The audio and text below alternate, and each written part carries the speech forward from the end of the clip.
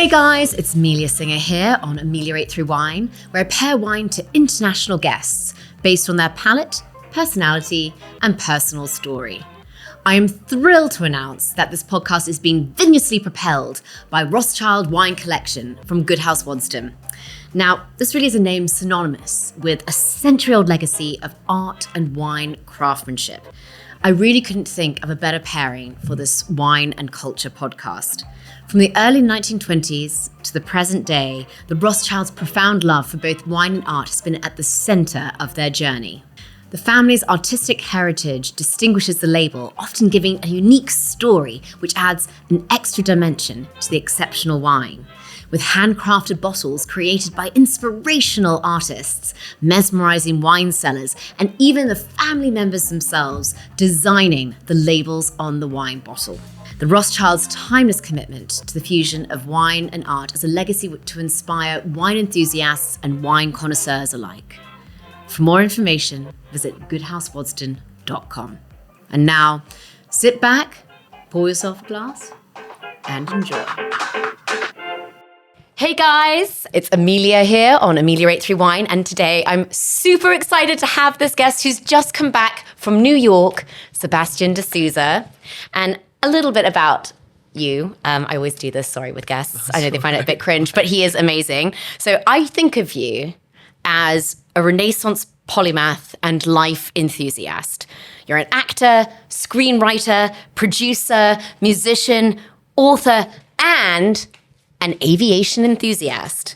So you're open-minded and curious. And so therefore I've chosen wines with character, interesting stories, very interesting places. We're going to be going all around the world because I know that you love to travel. And yeah, they definitely don't fit into any boxes, rather like you. Well, wow. I was just saying, you've done your research. That's amazing. I don't think well, maybe I don't fit into any boxes. I'm very, very flattered to be here. Thank you for having me. Well, no, I'm so excited to have you. And I know that you love your food. Yeah. And you love your wine. Yeah. And you just got back from New York. So I was wondering if you'd actually tried any wine from New York. No, right I answer. haven't. There we right go. Answer. Yes. I mean, the first one. We're here. So this, I remember you saying that you like rosé, but you sometimes find that you get drunk on it. So I've actually chosen a very low alcohol rosé. Yeah, there we go. Makes for the best parts. Yeah. No, this, I know you love your rosés. You've just come back from New York. And it's actually from Channing and Daughters. So this winery was set up. He has one on, I think, the North Fork and the South Fork of Long Island. Right. And it's called Channing Daughters because he has 4 daughters. And I know that you're very close with your family, which we'll be getting into a bit later. Yeah.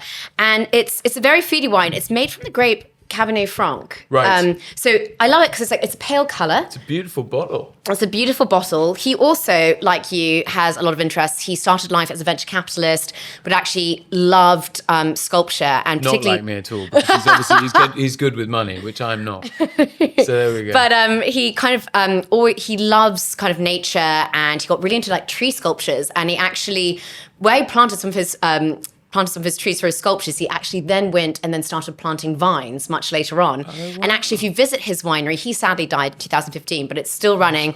And if you go to one of his vineyards, they've actually got lots of his sculptures around the vineyard. So it kind of is a lovely kind of combination of wine and art, and you have many interests too, which all kind of blend really well together. So I thought this was an interesting and not your usual suspect rosé, even though it won't freak people out because it's still very delicate looking. Very delicate. What do we launch in? And there's only 1,228 cases made. I love it when you can actually see. I mean, it's like it's small production, boutique. Everything's done in a very sustainable way. He actually loves rosé so much that there's 5 different kinds of rosé, but this is the 100% Cabernet Franc. Is it just rosé that they make? No, they do white wine, orange wines, red wines as well. Yeah. Wow. Well, cheers. Yeah. Cheers. Thank you for having me. My absolute pleasure. No, you've got to teach me how to do this. So because I saw what you did, I swelled and it. I already messed it up. There's no such thing as messing it up. No, I did. I messed it up. There's 3 steps. So the Singer principles. You didn't learn this at wine school. No. This is my own kind of little TM. Swirly, swirly. Right. That's the first principle, because that oxygenates the wine and releases the flavor compounds. Right. Then from swirly, you go to sniffy, because 90% of what you taste is what you smell. Really? Yes, so that's why if you have a blocked nose, or when you're a kid and you didn't want medicine, you go like this, so then you wouldn't taste it. Like with COVID. Yeah, exactly. I was so terrified about losing my sense of smell, because that would make me lose my job. That would be it. Thank God. Thank goodness. So yeah, swirly, sniffy. Okay. And what you get, there's been no oak put on this because they really want the purity of the fruit. Cabernet Franc, it's kind of like a kind of lighter version of Cabernet Sauvignon, and you get like a little bit of herbal elements, but also you get the red fruit, which you I love this because it's red plum, bright red cherries. Yeah. They have Atlantic breezes coming over into the vineyards on these like North Fork Islands. So it's meant to be like crisp, bright. Yes, it is. It's very bright. pure. Is there a lot of wine produced on Long Island? There's quite a few, like Long Island, upstate New York, Finger Lakes. So actually, you can even go in Brooklyn. They have an amazing winery where you can go and they work, it's kind of like a wine bar, but they have probably about 60 different producers. So it's all just New York wine. Wow. Yeah, Wow. Red Hook Winery. It's really, really great. Amazing. Yeah. Well, next time you're in New York. There we go. I just returned from New York City. I didn't drink any New York. I have to come and see you to drink I have to come back to London to drink New York wine. It's beautiful. And then after the swirly, so that really kind of, with this, as I say, you're not getting anything from the oak. So everything should be pure fruit. And you do get like a little bit of like peppery spice too from the Cabernet Franc. And then the most fun part, the swirly. So this is why no one looks good tasting wine, because you want to mimic the slurpy. So swirly.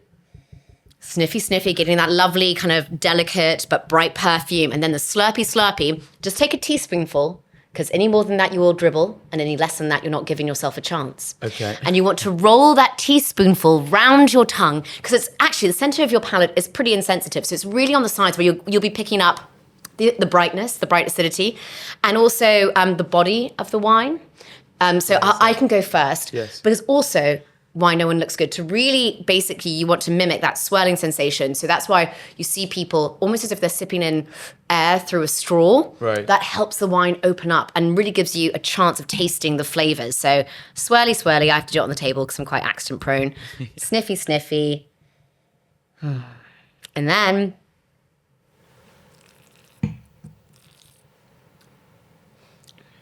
And by doing that, you pick up the acidity, you pick up the flavors, and then you can still keep on tasting it. And that really shows like the persistence of the wine. This wine, it might look delicate, but it's got real substance. And if you can still keep on tasting it after like 3 or 4 seconds, and you're like, okay, no, this wine actually has complexity. Which, let's face it, a lot of Provence rosés are delicate in color, but you can just shove ice cubes in them, and they're great, for Weiss, wine and ice. But this actually, it's beautiful on its own. It's great with cheeses and kind of charcuterie.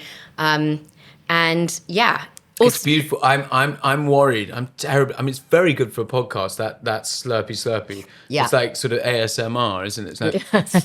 But I'm worried if I do this. Shall I give it a go? Shall I do the slurpy? Yes, please. It's a safe space. Is it? Yes. Oh, good. It is. Okay, fine. Yes. Until I spit all over your microphone. We've had that happen before. Have you? Oh, Okay. yes. You All wouldn't right, be the fine. Thank first. God. Yeah. Yeah, perfect. Yep. Swirling around. You can also feel the lightness of body. So a light-bodied wine is like skimmed milk, if you've had that awful experience. Medium-bodied is more like semi-skimmed. And then like a full-bodied wine would be more like custard or cream. But this, I would say, is a light-bodied wine with bright acidity, bright fruit flavors, and you can still keep on tasting it. Oh, yeah, it really stays in your mouth, it really doesn't stays. it? Yeah, it's got that. So I thought it's charming, but it has substance, like you. Tony, you've got to stop. I'm neither charming nor substantial in any way, but you're kind. Thank you. And you can find, actually, my mate has this amazing wine club and importing business called Wanderlust, which I also thought was appropriate for you. So that's where this wine comes from. This is where we can get it. Yes. Wanderlust. I was just like seeing it's £18.50. And I just think compared to... That's amazing. Isn't that amazing? For like the story, the complexity, it's something different. But hang on, we can't get this wine then in shops in England. You just go online and you can buy it. It's like delivered the next day. Fantastic. Yeah. Amazing. Yeah. Amazing. Wanderlust is just for wine. Yes. Oh, great. Yeah, Wanderlust Wine. It's like, I thought you'd approve of... You heard it here first. There you go. Fantastic. Yeah. Well, no, what a great idea. So he works with all kinds, and we'll have one other from him too later on. But yeah, I just thought this was a fun way to start. And already I can just see how engaged you are with the wine. I mean, I know that you grew up over family meals. Family dinners, very important to you. Yes. Was there wine at those family meals? Yes, inevitably, because I was, for a lot of the family meals I was little, I wasn't drinking it. But Were you allowed to taste? Yes, I think we were. I think my parents were quite European in that way. They would give us a little bit of wine with some water in it. Yeah, that's very French. Know, you're probably, yeah, it is French, isn't it? You're probably horrified by that because it would dilute the gorgeous wine. No. Yeah, but that was what they did when we were little. But you know, I remember particularly that we used to have. My parents were always having kind of dinner parties, not like every day, but they would have people round a lot, and made a point, which I'm very, very grateful for, of before we went to bed, or I'm quite a lot younger than my brother, but before I went to bed, making sure that I was there and chatting to people, and you know, so I would sit with all these adults when I was a little boy, and I do remember. Actually, I think I said this to you before. It's funny you talk about smell. One thing I remember so vividly is the smell of everyone's breath. No, I know. And now, like, thank goodness I brushed my teeth. No. It was a heavenly. No. It was a heavenly smell, and I don't know whether it's a good or a bad thing. It probably set me up for a life of drinking too much wine, but I remember that smell as kind of, you know, when the happiness, wine, relaxation, and I remember it being a very sort of happy kind of. It's a happy memory, convivial, their friends, family at the table. I have very happy memories of that. And did you get then? When would you say that you actually kind of started exploring and appreciating? Well, like most, you know, little English boys, I sort of, the first thing I drank was beer and hated it. Yeah. And I like it, but I didn't. That takes time though. Yeah, does anyone taste beer and like it straight away? Isn't that funny? And then you walk past any pub in London, and I mean, you would imagine that no one had ever hated beer, but we do. We hate beer, but wine. Funnily enough, when I was little, and they would give me a kind of taste. I never hated wine. Wine was always different. It was sort of different and interesting. I think it wasn't odious. The taste to me wasn't odious. It was interesting. But I think that when you're a teenager, it's just it's all about practicality, isn't it? You know, it's very much more difficult to get drunk. To open a bottle. Well, to get drunk. No. I was like, very easy to get drunk as a teenager. No, but to open a bottle of wine, and maybe the bottle of wine is bigger than a bottle of beer or whatever. Yeah. So I think probably when I was a bit older, and I got properly engaged with wine. How do you enjoy it now? Do you have like favorite wine bars? Do you and your girlfriend tend to enjoy it at home? Yeah, it's all, for me, I don't know whether maybe this is terrible to say, wine and food. Yeah. For me, I don't particularly, I'm very happy to, but I don't go to wine bars just to drink wine. I probably should. I think I told you my brother was a wine merchant. He's not any longer, but so that's a big part of his life. So we used to go together a little bit, but really wine for me is a companion to an extraordinary meal, and completely changes and enhances that meal. Do you cook at home, or do you tend to go out, you know, with your girlfriend or with friends at restaurants? We cook. Yeah. I mean, I'm a very bad cook. And Izzy is good, but we cook, but it's not. It's not that interesting. Do people come? I bet I'm such a rubbish guest. People come on here and no. We make omakase sushi in front of celebrity. I'm a celebrity. You know, I'm sorry. I'm going to let you down then. And like, what wine would you serve? Like, do you think about like the wine with the food? Is actually like, no, this is just like my favorite, or do you have like a house kind of wine? I think we no, you know what's nice, and this is something that comes of. I think we never talk about this. Is it's extraordinary living in a city like London. We can go just, 5 minutes, 2 minutes down the road, and there's a wonderful, is it Jeroboam? Oh yeah. And we can go and someone will talk to us. So actually, it differs every night or every time we go and buy something, because that's part of the fun, isn't it? You know what I mean? Totally. No, I love how fun. open-minded you are. This is why we've gone for some wacky things today. Oh, good. Okay. All right. And also, presumably, too, I remember you mentioning, like, on your travels, that's also part of the fun. Like, when you're working abroad, it's about exploring the food and the wine there. Yeah. Where was most enlightening for you? Well, I think, yes, I'm going to keep saying this because I do think I always fear that I'm repeating my. Is this my water, by the way? Yes, it is. Sorry. Yeah. Hungary was really interesting. I'm part Hungarian. Yeah. Oh my God. Yeah, Austro-Hungarian on my father's side when that was a thing. Yeah. Oh, cool. Yeah. So I love Hungarian wine. Yep. So tell me about it, because I'm going to fail you here. But when I lived in Budapest, a few times I've lived in Budapest, the Hungarian wine's incredible. I remember it being incredible. Couldn't tell you for the life of me any of the names of the wines that I enjoyed, but I do remember. Tokaj? Yes, Tokaj, of course. Tokaj. Yeah. Yes. No, and I must admit, we get pitifully little here. Do we? Yeah. Yeah, and that country's just had other things to deal with as opposed to like exporting wine. But actually, one of the wines which you'll go on has definitely been influenced, because actually, why I particularly love like the white wines from Hungary, Slovenia, Austria. Going to Austria actually this weekend for the Vienna Wine Fair with my dad. Oh, amazing. They tend to have like aromatic brightness, but also a ripeness of fruit. Right. So, like, they tend to be quite juicy and have the depth of flavor, and they can stand up. Like, when you think of Hungarian food, it's quite hearty, isn't it? It's like goulash and paprika, all the stuff which my grandparents, that's what we'd have for Sunday lunch.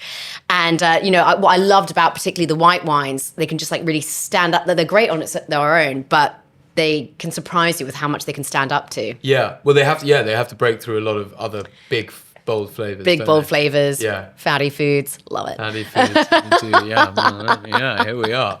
That's so interesting that you said, Hang on. So your dad, on your dad's side? Yes. Yeah. Right. Okay. So we've packed our Austrian waistcoats and jackets for the weekend. And the Vienna Wine Fair is really cool. They hold it every other year. It's open to the public. Right. And they hold it in the Imperial Palace. Beautiful. And it's just about 300 different wine producers. So yeah, like I would recommend it to anyone. Yeah. Well, and you meet all the winemakers, and the food's great. The cafe culture, of course. Incredible. In Vienna. But have you been to Budapest? I have only once. When you were a teenager. I know. Or very little. When I was a teenager. Yes, and I need to go back. We need to revisit that moment. Yeah. Moving swiftly on, you must have had so many wrap-up parties. What was like kind of, do people think about the wine at wrap-up parties? Absolutely not. What would be served? Wrap parties generally, I mean, it may be that people, I'm sure someone somewhere, I think they generally are in bars. People might rent out a bar. It's cocktails, isn't it? Someone it's not really has wine. thought somewhere about wine and booze in general, but everyone is so, it's a bit like an office party. Everyone is so overwhelmed to have done it and finished that no one, unfortunately, is thinking about the wine. They're thinking either about getting completely annihilated, or snap, or they're sort of nervous not to be embarrassing. So I don't know. But they don't really serve anything interesting at wrap parties. What really warmed my heart there was when you were filming in Italy. I think it was probably for the Borgias. You didn't mention it in the podcast, but you said that wherever you were filming, whatever you were filming in Italy, it was like mandatory that lunchtime had to be an hour, and that they would serve you wine at lunch. Yeah. That sounds awesome. Interestingly, and now that you mention it, I think we should talk to them about this. There's got to be a union problem with this. The actors were not actively served wine, but the crew, bizarre, because the crew are the people who actually have to do something. As we all know, actors don't really do an awful lot. The crew are carrying very heavy things and lifting things up, and they were served wine. That was for a television program called Medici, which was in Rome. But But yes, they did, and it was always an hour. And actually, it's funny because, it was always an hour, and it was always an event, like a real True Italian style. True Italian style, and I loved it. You never really. Do you find this? When you're doing something, you don't fully engage with how brilliant it is until it's done. And years later you think... No, I take a while to process. Well, you just think, wow, that was remarkable. It was like, sitting around eating extraordinary pasta on a film set for an hour while people are drinking wine. You just made me thank you, because you really... It strikes me that you don't appreciate things quite enough until they're not there anymore. But what I also like, it isn't like that in England. But what I also like about you is you also appreciate the American sets, which have great food trucks. They do. They have great craft services. They have great food trucks. I mean, America is God, I'd like to talk more about America. I mean, I don't know if this is okay to do. Yeah, I'm half American. I've got a lot to say. Okay, good. Well, you can tell me. We just might, on and off the record. You should do a podcast. Well, on that note, maybe we should move on to the next wine. Let's do it. So, we touched on Hungary. We're not going to Hungary. Are we not? We're going, but very close to Hungary, because all those borders are a bit arbitrary anyway. They are. We are going to Romania. Wow. Yes. Oh, that was the right exciting. reaction. Yes, we're going to Romania. And also, because didn't you say you didn't really have that much orange wine experience? No, yes, I did say that. I said I'm sort of frightened. Frightened, right? Yeah, and I can sort of see an orange wine bottle peeking out from under the table. I'm terrified but excited. Well, I always like to get guests outside of their comfort zones. And Jancis Robinson, the wine writer for the FT, but also basically wine god in my eyes, actually wrote that this was the most user-friendly, kind of orange wine for beginners. Oh, and it thanks, comes Jancis. from this amazing winery called Cramele Recas, which was actually set up by a Bristol-born gentleman, Philip Cox. And he's quite interesting because, in 1991, he graduated from university, and he was working in advertising. Was like, this isn't really thrilling, but work took him over to Romania. And he was like, oh my gosh, post-communism, there's just so much exciting stuff happen. He also has lots of interests. So he started actually setting up cinemas, and I know you love your film. And then he actually started about importing Heineken. And then he just really loved his wine. He's created this amazing winery with two other families and his Romanian wife, Elvira.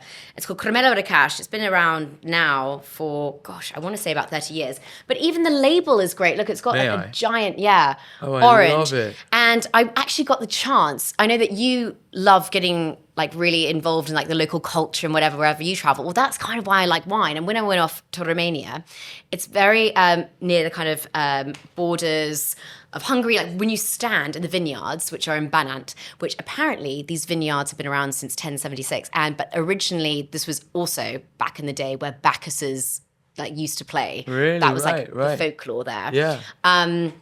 It's amazing. 1076. Yeah, 10. Oh wait, sorry. No, wait. Hold on. This is where the thing, I get overexcited. It's actually, 106 AD. Oh my God. Yeah. Oh, I thought you were going to say 1986. No. Then we were going to be really disappointed. But... No, legend has it that the Banat region of Romania was where Bacchus, the god of wine, spent his days. And they actually, now it's a 7-hectare modern-day winery. I'm looking for the actual date when they first set it up. But it's been around for about 30 years. And they're very into renewable energy. Everything's solar paneled. But he is now the 5th biggest exporter of wine in Europe. And his whole thing is that he wants absolute amazing quality with the wine in really kind of really modern contemporary packaging. Because I think a lot of these Central European, Eastern European, their marketing isn't great. And I think that's really hard, particularly if you're dealing with countries where people don't know the region or they don't know the grapes. I think to have everything's very clean, fresh. That's how he likes his wines, very fruity, very fruit forward. So this is one of the orange ones he does, the Solara, and it's 51% made up of Fetiashka Regala, which basically means the maidens. And I love it. They don't put any oak on this because they really want it to shine. So it's got a bit of Sauvignon Blanc to give it acidity. It's got a little bit of Chardonnay to give it body. Right. And then about 15% of another local grape, which I can't pronounce, Timiosa.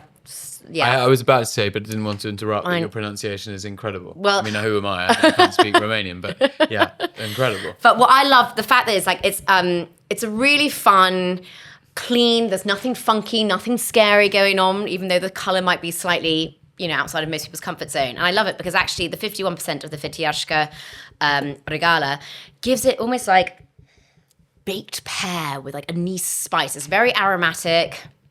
You might get like a little bit of dried apricot on there. Yeah. It's really perfumed and delicious. And then when you do the slurpee.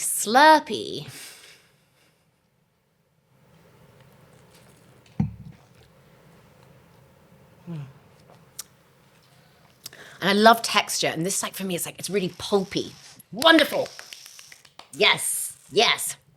Isn't it juicy and pulpy? Oh, can I tell you something? I didn't know about there is like a peary or something I know, it's a bit funny with the colour. Weird, no, but how do you describe, you've just described it, but there's like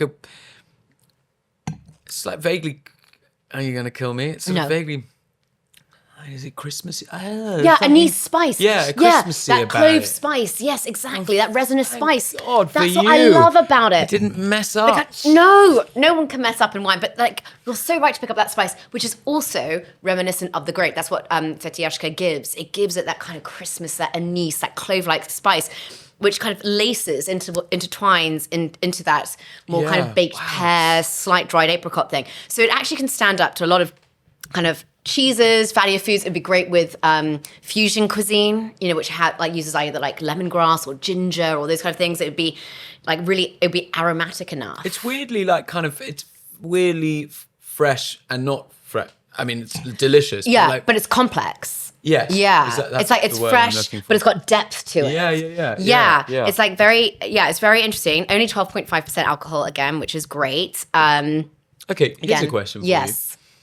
Only 12.5%. So how high does it go? Well, the thing is, actually, it's a good question because, like, normally, like Austria, so you get orange wine by pressing white grapes and leaving the juice of the grapes onto the skins.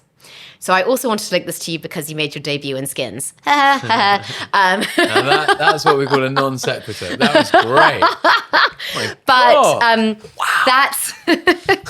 That's a seamless link. Yeah. But fabulous. Normally white wines from places like Austria, Hungary, Germany, back in the day, like 20 years ago, they'd be about 8%, 9%. But as it's got hotter and hotter, therefore the sugar levels in the grape get higher and higher, which therefore during the fermentation process translates into higher alcohol. Oh, okay. So that's where we get the alcohol. Is the sugar? The sugar fermenting? Exactly. And like these guys are lucky because they're on top of hills. They have like the altitude. They have breezes coming over. It's a stunning setup which they have. But they're also just like very conscious of picking early and just really having to navigate climate change. Right. And that's why they're big into renewable like energy and everything solar paneled. It's delicious. It's absolutely delicious. And I was going to get it. You can get an orange wine from them on a Ocado because I always like to have like a supermarket wine. Yeah. And that tends to be about 10 to 12. The Solaro, which is very similar to the orange, they're out of stock at the moment, but I'm sure this will... Well, it'll be get in stock. Get in stock, exactly. Because I've noticed on other websites because it's so great. But this one here. But this one is in stock, and it's the same price range, so it's not available at Ocado, but you can get it at various online retailers again for around £10 to £12. And I went over to some friends and we were having like a Levantine feast, and everything's like pomegranate seeds and interesting spices. Want your friends. That's amazing. Yeah, I have a lot of foodie friends. And this actually worked with everything. It's a very versatile wine. So versatile, in fact, that before I ask any questions, I know that you love cornflakes. Oh my God. And cream and sugar, which we have over there. But I have done wine and cereal pairings. Have you? Because breakfast wines. Yes. Well, wines which complement for our liver. But if you wanted to try any of the wines with cornflakes, I actually think this one would be the best because the baked pear and the spice. This is quite, a vanilla-like canvas. Can we just clarify what we're talking? The cream and that. Oh, yes. And I'm sure that he might be arrested for it, but this is something that my dad used to give me as a child was cornflakes, very irregularly, but he did, cornflakes and cream and sugar. And I have to say, as I told you the other day, it is the most delicious thing you will ever have in your life. I think it will kill you very, very quickly. But it didn't kill me. But it might eventually. Well, just in case you know, this is the wine to have. This would be the wine to have with it. We do have cream and sugar if like the cheese. And yeah, I've got some pecorino cheese because I know that you love. Oh, yes. You talked about memories in Italy and various things. But if you get a hankering for cereal, I actually think this could be a good pairing. Okay. I'll bear it in mind. Yeah, we can try it at the end. Yeah, let's. Fantastic. So breakfast wine. Moving on from cornflakes and cereal. Thank you for doing that, by the way. I'm sort of like blown away. You're so sweet. I'll never forget this. Well, it's always good to know your options with wine and food. Absolutely. You know, I'm a big believer in that. So yes, talking about skins. That really was your debut into acting, wasn't it? At age 17. Yes. Yeah, I think I was 16. Oh, 16. Or maybe I don't know. It's all the same then, isn't it? Yeah, that was the first job that I ever did. Did your life just change dramatically afterwards? Not really. I remember, this is an incredibly embarrassing story, but it's very funny and very funny looking back as a completely irrelevant person now. I remember my friend Sean, and actually he will not thank me for telling this. Sean and I were in this television program Skins, and we got to Bristol where it was filmed, and they just announced the cast of this new, because you know it used to have revolving, you know, there were casts that started with Nick Holt, etc. Because you came on the fourth, fifth, the last one. Yes, saving the best for last. Well, I'm not sure when perhaps they could have spent their time doing something else, because I was not good at all, but it was an amazing experience, and anyway, we went to Bristol and we got there and we were staying in this hotel, and it was so exciting. It was phenomenal to be in a television program, and like incredible, and they had just announced the actors in it, and on like Deadline Hollywood or something like that, I don't know, not anything that anyone anywhere reads unless you're interested in show business. And we left and it snapped up on the internet. We left the hotel, went expecting, going out into Bristol at the bottom of Park Street, expecting everyone mobs to turn around paparazzi and go, oh my God, oh, it's the guys that are going to be in Skins. Of course. And this continued to happen. Nobody blinked an eye. But nothing changed really. I mean, it changed in the sense that I wasn't at school a lot, but apart from that, yeah. And it was an incredible thing to be doing as a 16-year-old.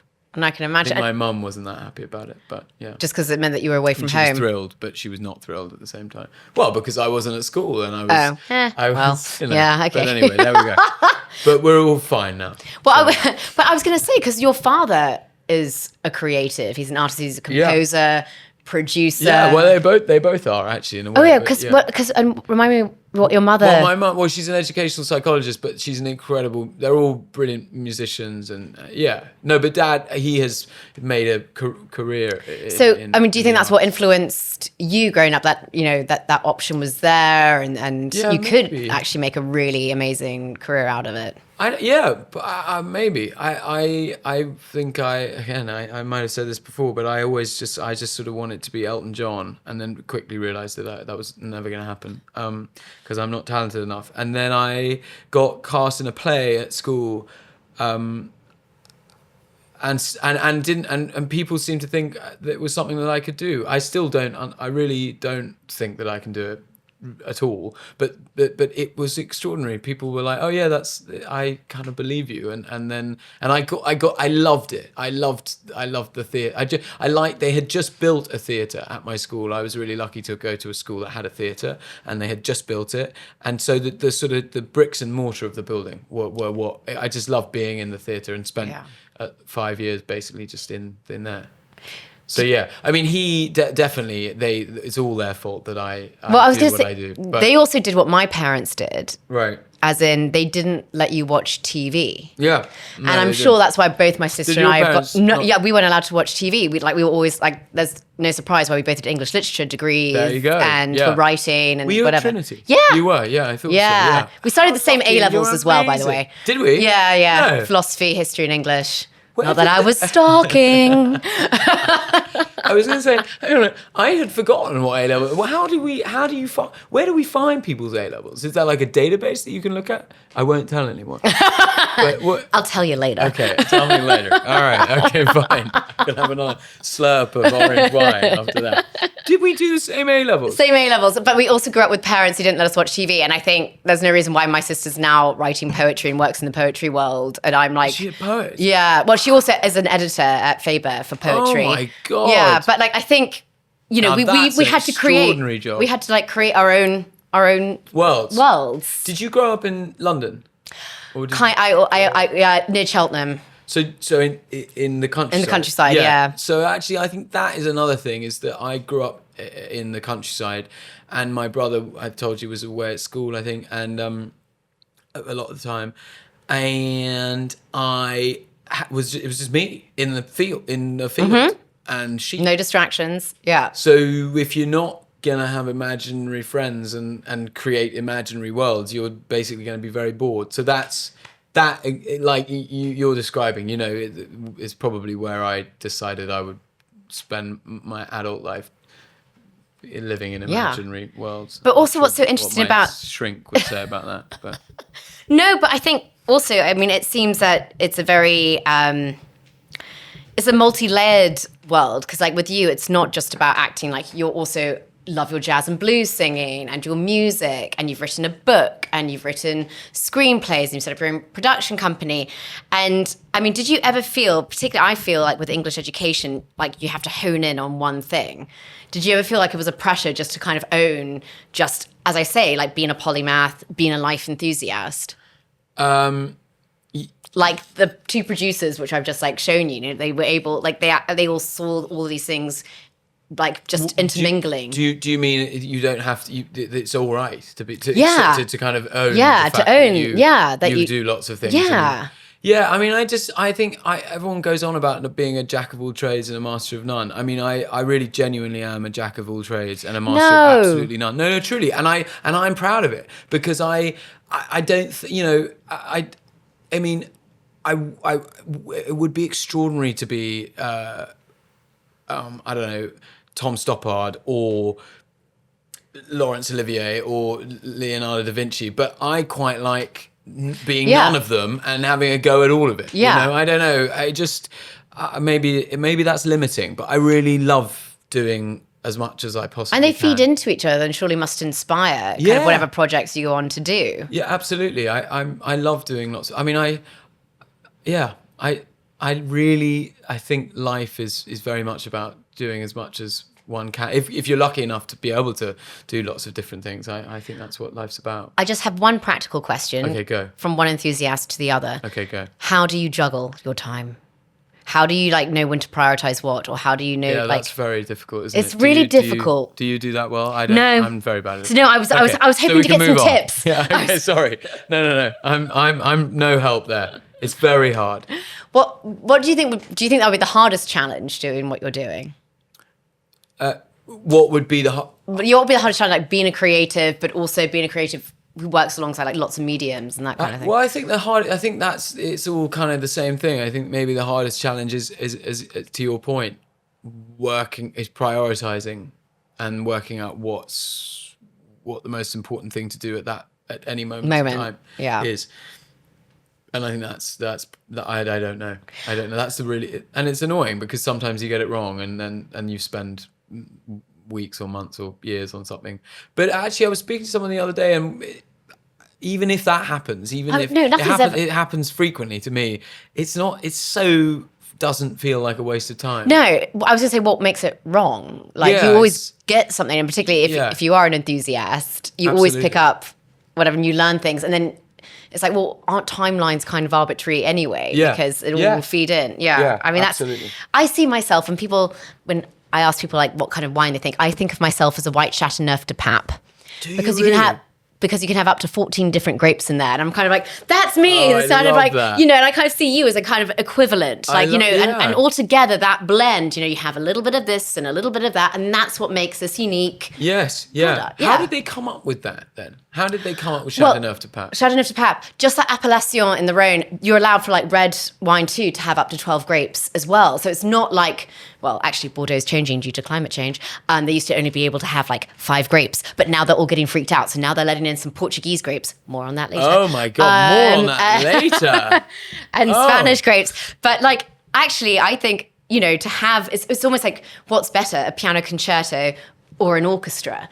How can one what's better, like someone who's a polymath or, as you said, Tom Stoppard? It's like, it's not like one nothing's is better. It's just like how you want to... having a go at it all is having a go at what you want to have a go at. Is there one creative project though which you're like most proud of? Yeah, I mean, I don't think it's just like for personal, No, I don't. Yeah. It's not. It's I'm proud of. I mean, I'm proud of writing the book that I wrote. I've never actually said that before. I am proud of writing the book that I wrote. Just because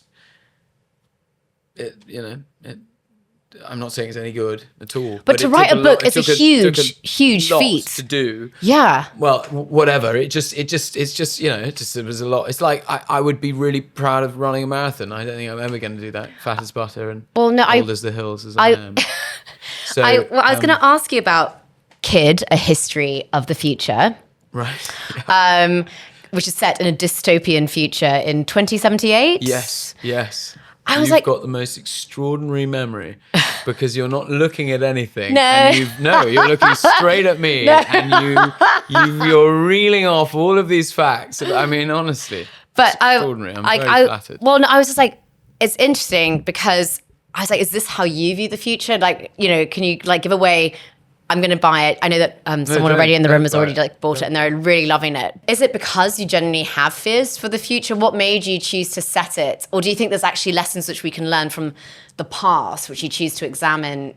I do have real fears for the future, but I think I was probably actually quite generous. It's set in 2078, which was when I started writing 60 years from then. Now it's even less, but I think I was generous. I think that it's what happens in the book is everyone's basically living 90% of the world living in a virtual reality universe, and there's a group of people called the offliners who decidedly have not logged in, and so they live off the grid and in penury and without anything, but they have agency. They are individuals, human beings living.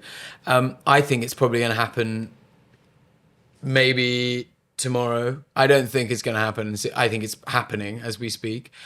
But actually, why I wrote it and why I love it is why I loved writing it is because it is just a love letter to Soho. I think it's set in Soho, and it's the main character is a guy who's obsessed with what I call in the book the golden dusk, which is the time before the upload when everyone logged in. It is the time we are living in now, where people were able to do this and talk to each other and walk the streets and be in Soho and go to the French House and go to walk down Dean Street and go. And I'm in Soho every day, and I'm obsessed with Soho. So it really was a kind of love letter to Soho, weirdly from the future. Yeah. Because he meets a girl via an iPhone that he finds in the rubble, or whatever. I can't now remember my own story. But he meets, he connects with this young lady in the time we're living in now, and he's like, oh my God, you're still able to go to Bar Italia.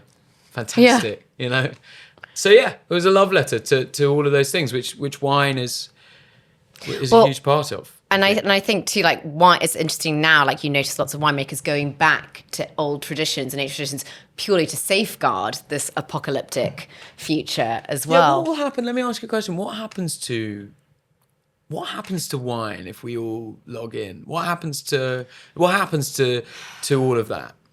If we all just log in and if we all, because we are just living basically now, we live in our palms, we're living online, we're, the generation. You're probably a lot younger than I am, but the generation before us, I think you are, after us are now basically, I don't think anyone's drinking really. They're just social media is their out, it's their in, it's their everything. And I think I worry that food, wine, conversation, life, true connection. Yeah.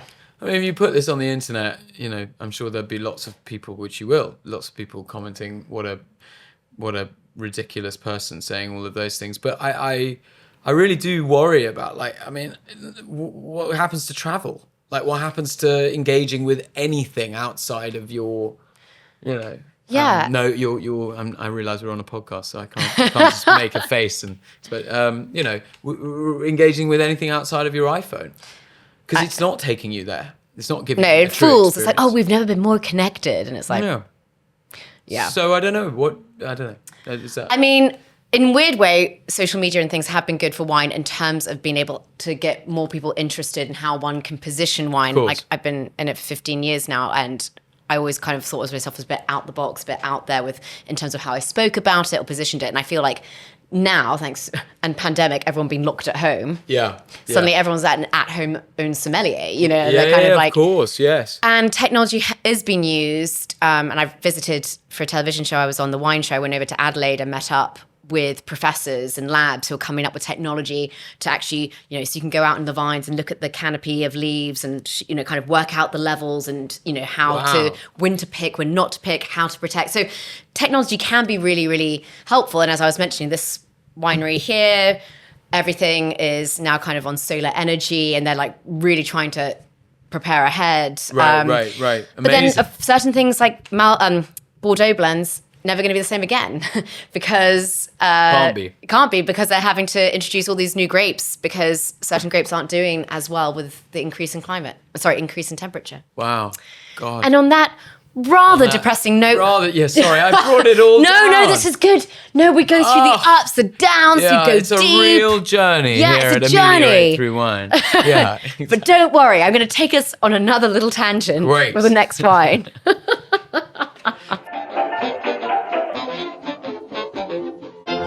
Are we on our third wine? Yes. Oh my God. We're there. And we're moving from Romania to a place which I really want to visit. We're going into the middle of the Atlantic to the Azores Islands, part of Portugal. Yes, due to your Portuguese heritage. Oh, darling. And again, we've gone back to our Wanderlust Wine. Yes. And we've got this wonderful white wine, which I'm going to look at my notes because I know I'm going to mispronounce certain things. So basically, this winery, I'm really sorry for pronunciation, the Adega do Volcão, was founded in 2008 on the island of Faial near the Capelinhos volcano. And this volcano, you can see, you should check out their Instagram, it's amazing. It was formed in 1957 following an eruption that began at sea a mile off the coast.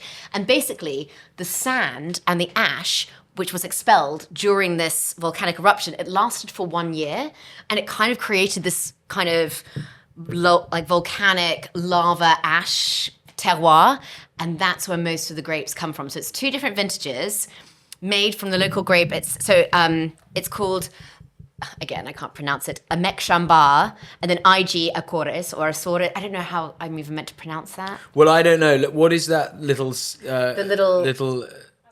Azores. Thank you, team. So it says IG Azores because they had their own appellation.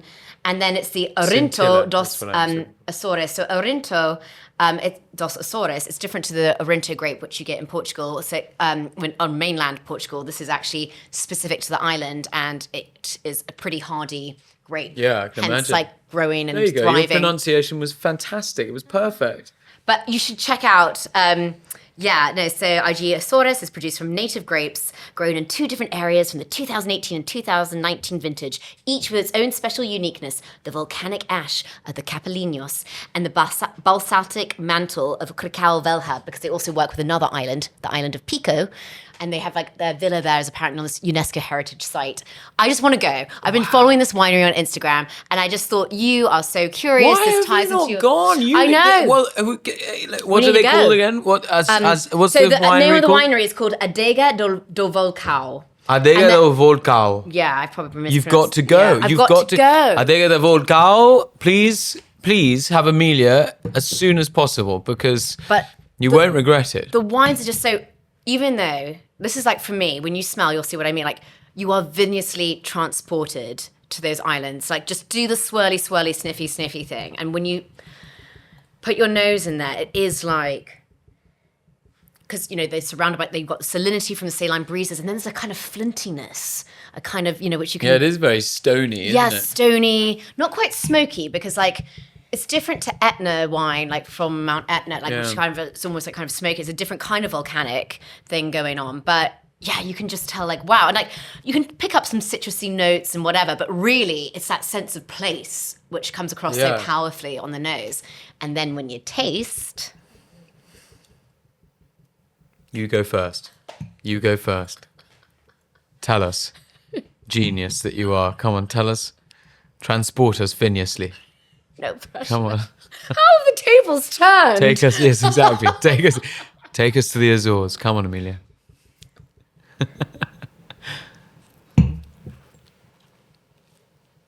You're flying now, aren't you? Yes, we're flying. We're just over Ireland, coming out.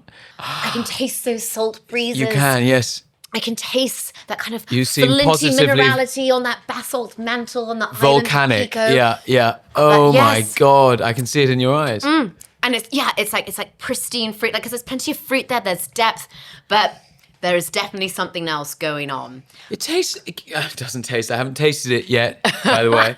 But if you if you have a very brief whiff, it's like a bonfire. Yeah, that is when you get the smokiness. It's interesting. Like that's actually a really good observation, because like I was like shoving my nose, and that's like when like the saline thing and the flinty stuff. But you're right. If you just like do like a little whiffy thing, you get it's like it is more like ash. Yeah.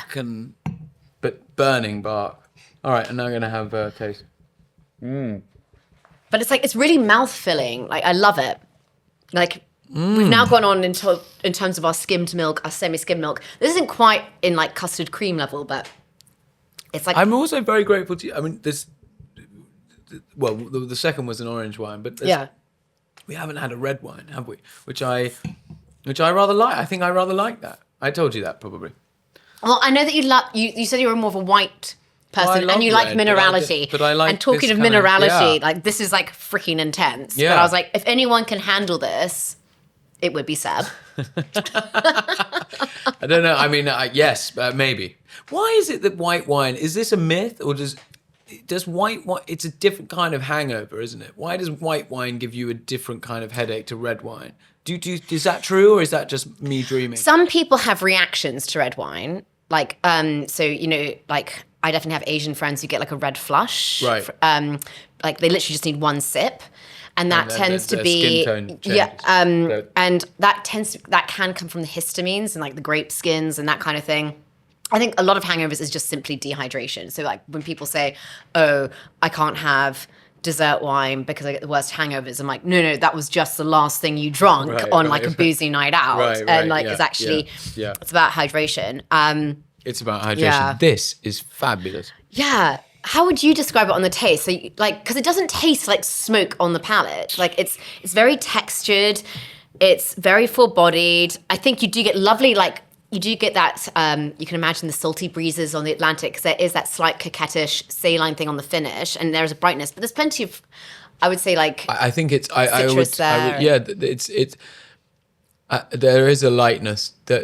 I think maybe that's why I really like white wine more and more, like whiter wines. Yeah. Because you can get body, the body and the structure we've got here, but you also get a kind of brightness, brightness. You're probably going to kill me now, but oftentimes not on camera. But no, not yes. As soon as we cut, but, I put ice sometimes in red wine. Oh, in red wine. I mean, I love chilled. Well, I was like. Yeah. No, not in good red wine, really. Something there's. But don't you have a chilled red? Chilled. Yes, a chilled red. So that's what I would do. Like I love chilled red. Right, that's what I'm talking about. Oh, I love that. And for summer, and my fridge isn't big enough, you see. So Yes, Whereas children. all of my fridge is wine. Priorities. Yeah, quite right. Do you put? I mean, what red wines can you put in the fridge? Do you I think? mean, again, there's no shoulds, but generally, why I would put a red wine into the fridge for just like 20 minutes or so is a lighter red with lovely perfume and not too high in alcohol or tannins, because by putting it in the cold, that will exacerbate the tannin-like structure, that grippy sensation on your tongue. You will notice the alcohol more, you'll notice the acid more. So that's why people tend to put Pinot Noir in the fridge. They put Beaujolais in the fridge. A Spanish grape I like doing it with is like Mencia. But yeah, anything which is around like 12, 13% alcohol and which is known to be light, bright, juicy with a nice perfume, by putting it in the fridge for 20 minutes, it'll like pep up all of those qualities. Right. And then also what's so great is as it warms up in the glass, you can then appreciate maybe other qualities. Yeah. If it stays in your glass long enough. Yes, exactly. But yeah. I mean, it would. I have to say, this is really. I mean, I know nothing, but this is so interesting. This wine, it's so.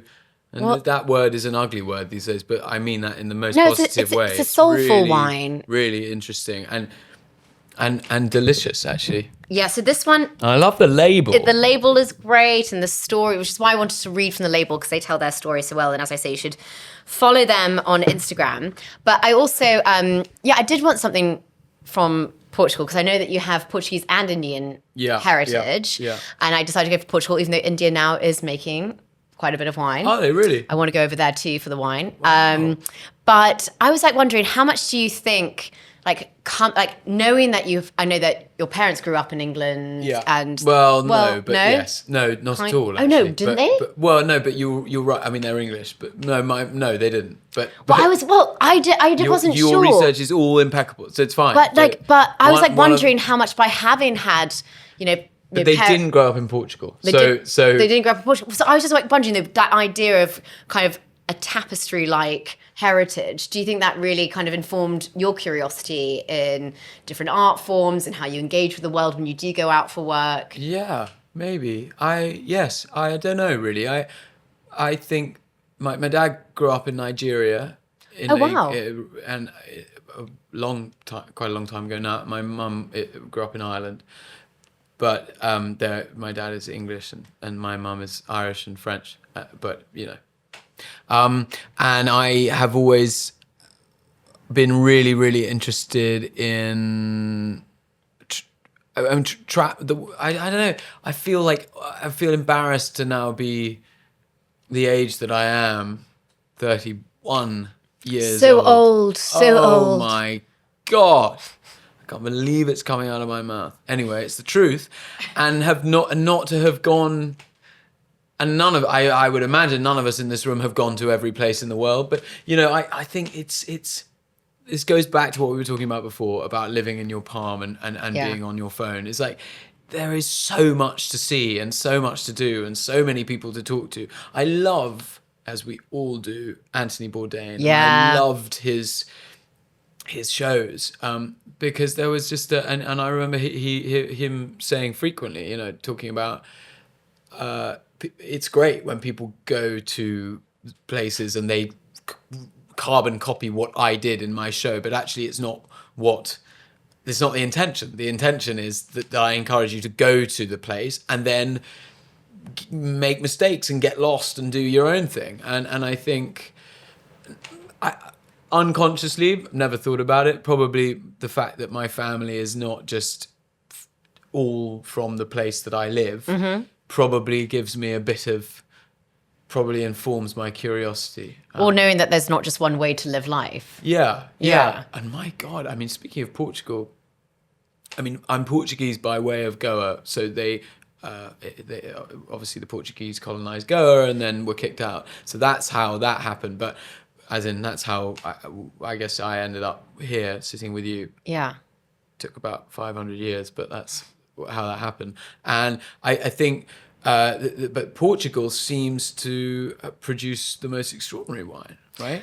Is it better or worse, or is it getting amazing. bigger? 2 years ago, I went over to judge the like kind of Portuguese wine awards, like, you know, when you see stickers, like wine labels on, you know, kind of stickers like saying gold, silver, bronze or whatever. So I went over, I guess an international judge. I tasted, I think, about 1,000 Portuguese wines in 5 days.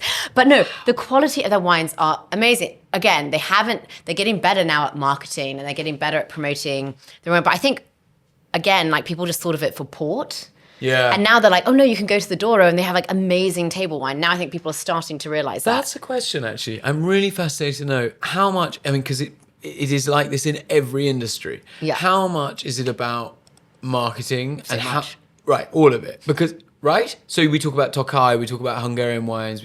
You know, you know, Yeah. I don't know if people do know this or don't, but much of why people win Oscars is because they It's a political game. They pay enormous amounts of, I mean, they're not paying for their Oscar, but there's huge PR campaigns that go into the, so is it like that with wine? I think so. I mean, I think also, you know, certain countries have had, quite frankly, other things to think about and deal with. Yeah. So wine hasn't been a priority or it's been owned by the government, the wineries. And so they've been like big kind of conglomerates and whatever. And I think a lot is also just based in culture and tradition. So why, you know, we have such a great relationship with France. It's just based on like trade in the past. We did have trade pacts with Portugal, hence why, you know, port is always served at the end of every meal. You know, we do have that traditional association. But I think definitely when it comes like to Portuguese wine, I mean, they're not very braggy people, the Portuguese. No. They're fairly self-effacing. They're really lovely. Yeah. But, and what amazed me in this competition out of the 1,000 wines was how good the whites were. Because I think now people are like, oh yeah, good red wines from Portugal. And I think people know of the Vinho Verde, maybe, like, you know, the light kind of spritzy, zesty wine in the summer. But actually, they're capable of making some of the most powerful, soulful, full-bodied white blends. And actually, out of all of the wines in that competition that week, a white bold blend from the Dow region won, which I was like, yes, times are changing. Yeah. Wow.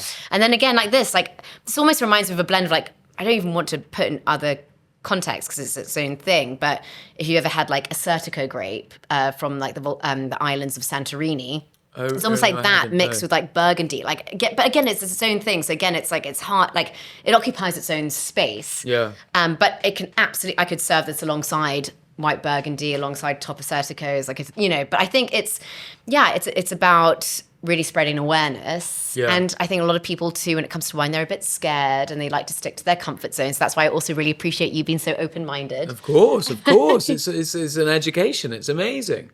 It's amazing. I don't know how you do it because there's so much to know. Well, you're always learning, but again, like you're someone too who's always learning. And also, this goes on to my next question, because you produce a lot, but you also give back a lot in terms of education and in terms of like using your production company to help young storytellers or becoming patrons of theatres to help kind of young actors. And I was wondering, like, when was that sense of giving back and education kind of instilled on you? Or was it something which you always just greatly believed in? Well, to be honest, I don't really feel I have any right to, I haven't done nearly enough or been effective enough to give anything back. But what I do, someone once said to me, and I'm not, again, I'm not, this is going to be an elevator metaphor, so just bear with me. But I don't feel at all that I have reached even the second floor, let alone the 50th floor. But someone once said to me, you have to send the elevator back down, and I don't. I mean, whatever it is, whether it's going to talk to whether it's a formal thing or just when someone comes to you and says I want to be an actor or I want to be a writer or I want to, and they're kids. It's a famous thing that actors and maybe writers, I don't know, will say, oh, don't do that. Oh gosh, no. Oh, you'd be mad, Yeah. And what do you advise? And in many ways, they're right. Yeah. Well, I advise. I don't say don't do that. I used to say, don't do that. It's miserable. It's insecure. It's horrible. It is the stupidest, most ridiculous. I mean, even if you were sitting here talking to a proper actor who was really actually successful and famous, whether they said it or not, they would say the same thing.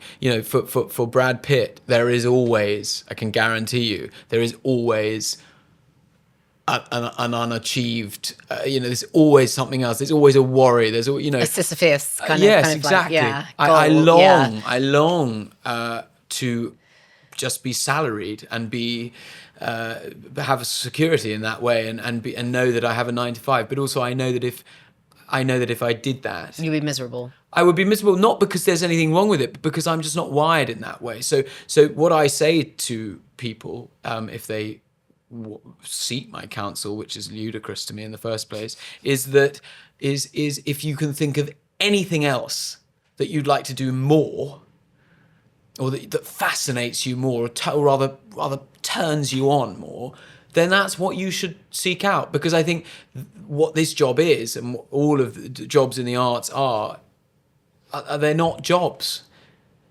Most people have jobs and they have lives, but when you do this sort of thing, you don't have a life and you don't have a job. You just are. This is what you do. This is how it is. And so you have to, if there's anything that's more interesting or more exciting to you, then you should do that. But nothing has ever been more interesting or exciting to me than the being a jack of all trades, master of none thing that I described. So that's why I do it.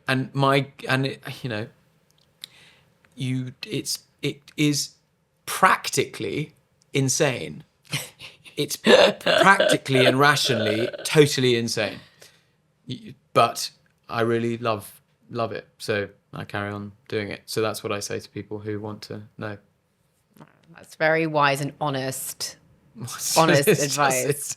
It's just that when you, I mean, I don't know about wine, but any pursuit that isn't that is self-fulfilling, it's self-driving, is going to be tricky and sticky. But I do think it's worth it if there's nothing else you want to do more. And as long as you're surrounded by the right people. Yeah, well, that's a thing. So I don't know where we are in our incredible journey that we've taken from the Azores to Romania, but I have to say that people, the best thing to do is just to ask, just to never think that you know anything. Just ask lots of questions, isn't it? Yeah. You know what I mean? Yeah. Which is why it's wonderful to be here with you today, asking questions about wine. And I think when I was younger, I had less confidence, so I would talk a lot, and now I'm like, oh, no, it's better to speak less and ask questions. Well, yeah. It's wonderful because you for free you learn you surround yourself. If you're in, let's say you're Jancis Robinson, Mm-hmm. who I'm sure you know. But why? I mean, you are as learned, I'm sure, as her. But why would you not just sit and ask and ask and ask? What's wrong with asking? Well, that's why I always have lots of older friends as well. Right, because they've actually lived life. Yeah, it's great. It's great. I think it just is odd to me that people. Maybe is it a British thing that or is it like an American? I don't know what it is, but some of us are really afraid to tell people that we don't know the answer. Yeah. I love not knowing the answer. I never know the answer. It's great. Well, I'd love to know an answer, but I'm not sure if you can share it with me. Okay. Are you allowed to mention what you were just doing in New York? Of course. Yes. You're so. I mean, I love you. I mean, it's like I'm not Han Solo. I mean, it's not. It was a rom-com. Yeah. Called The Life List. The Life List. The Life List, not lifeless. I know. I was that does not sound like a rom-com. Doesn't sound like a rom-com. I know. And that, it wasn't lost on all of us as we were making it. Lifeless. Because they're all American, of course, so it sounded like lifeless. It's called The Lifeless, and it's written and directed by an amazing, amazing man called Adam Brooks, who wrote, amongst other things, that other wonderful rom-com Wimbledon, and Bridget Jones 2. Oh, wow. And I'm sure that if you ever heard this, you'd be horrified because there's lots of other wonderful things. Anyway, it's about a young lady who, when she's 10, writes a list saying, I want to do these things, and then discards it. Then her mum dies, and she doesn't get her inheritance, or all her siblings get something and she doesn't get anything, and instead she gets a video from her mum saying, you should complete this list, and once you've completed the list, you'll get whatever you get, or you'll find, So she may or may not complete the list, but that's the whole point. And I, as I always am a bit of kind of moving wallpaper in the background. But it was wonderful to be moving wallpaper. That's my favorite kind of thing, favorite kind of wallpaper, favorite kind of job. So that's what I did. Yeah. Oh, I meant to also ask, what was it like being on Normal People? It was incredible. What were Paul and Daisy like? I just have to ask. Of course, the most heavenly people in the world. I mean, really, I'm not just saying that. Just, I haven't seen them for a little while because they're terribly busy. They seem really nice. But they were, and I think still are, the relatively most grounded, yeah. heavenly people. And most important on that job was Lenny Abramson, who directed it, who was just terribly, just extraordinary. There was no star in that. The star was the piece. It was the story. And he does that, and he's just a genius. No, he did it so, because obviously I did English literature, so that was a special extra I love the book. Of course. So I was very nervous how they were going to do. Did you think they did? I thought they did a good job. Yeah. I thought they did a really. I was nervous. He went to Trinity, of course. So that was it was like a perfect. Very rarely this happens, but it was a perfect thing. It really. I do think the product actually was perfect, but the actual situation of him and the two of them, and it was extraordinary. Perfect blend, yeah. like this. Are we allowed to know about any other upcoming projects, or can people? Yeah, I mean, you're allowed to know everything and anything, but the truth is, there are always. This is what I was just talking about. There are always 10 things that are about to happen, but inevitably 9 of them don't, and so I mean, yes, I could tell you 10 things that are about to happen, but I don't want to. It would just be a waste of your time, because and then by the time they've happened or not, another 10 things. Well, if people want to follow you, you're pretty good on Instagram. Am I? Well, that's incredible. No, I think you're good, lying. But you're not always you're lying, you're not always very prolific, which is nice, because it means you actually have a life. Well, but people say that you should be. I mean, Jamie over here, my great PR. People say I should be better on Instagram. I think you're right. Though. You're good though. You're really good on Instagram. Am I? Yeah. What do you mean by that? Because you come across as you. Oh, I see. Oh, well, I'm glad to hear that. I'm really glad to hear that. Yeah. I always forget to film and I know. Welcome to my world. Yeah. But you're really good on Instagram. Well, now I have to have like. But do you? And I don't know if we can talk about this. But yes. do you have? Do people help you with that? Oh, I have the amazing Renata who helps my videos. The amazing Renata, yes. who I've never met, but I hear is extraordinary. I'm joking. She's sitting over there and is marvelous. Oh, I see. So you do. Well, this is a recent thing, because up until about 2 months, we've been working with each other about 2-3 months ago, because it was just getting too much. It was just getting. Because but I think that's an amazing but that's wonderful, because it also means you can let's say you're in Vienna, where you're going. Okay, I'm going to have to do that myself, because my father cannot operate an iPhone. Right. Okay, so you will have to. I'm going with my dad. Yeah, it's just us. Yeah, so that will be interesting. That will be you. If everything's a bit off, it will be, for the next few Dad's days. fault. Okay, blame Dad. I just think it's nice to have help with that, because it means you can actually exist in the moment. In the real world, yeah. In the moment. Well, speaking of real world. Yes. It's now time for the wine confessional. Oh my God. This is when I ask each guest to regale us with a memorable or hilarious tale which involves wine. Sorry, I just took a sip of wine. That'll help. Memorable. Oh gosh. Oh, Amelia, you've put me on the spot. Well, I think I probably have many memorable tales, but one this isn't particularly dodgy. I mean, it was a bit odd, really, but not dodgy, rather beautiful. I went again in Rome when I was doing that thing, the Medici program. My friend Jack Bannon and I, he might not want people to know this. He acted. He played Poliziano, the poet. He and I drank. We and I sat on the river one night drinking red wine, and honestly, before we knew it, it was 1 a.m. and then we thought, well, we don't have to work tomorrow, so let's potter about a bit more. And we just took. There were these things. I suppose they still exist. They definitely exist in Florence. They were, maybe it was a summer thing in Rome, where you could get. People would open up there are these little priest, like almost priest holes, and you could get wine. And anyway, perhaps it was a festival that was going on. I can't remember because of the wine that was being drunk.